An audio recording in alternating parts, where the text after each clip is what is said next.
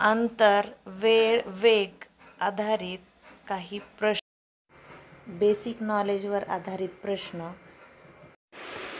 108 किमी प्रति तास या वेगाने जाणारी एक गाडी 1200 मीटर अंतर किती वेळेत कापेल? चला तर बालमित्रांनो, आपण आता हे गणित सोडवूया. सर्वप्रथम आपल्याला 108 किलोमीटर प्रति तास हा वेग आपल्याला मीटर पर सेकंदमध्ये कन्व्हर्ट करावा लागेल. त्यासाठी 15/18ने 108ला गुणावे लागेल. वेळ बरोबर अंतर भागिले वेग.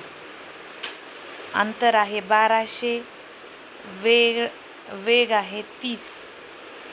1200 भागिले 30 बरोबर 40, म्हणजेच उत्तर आहे 40 सेकंद. पर्याय क्रमांक 1.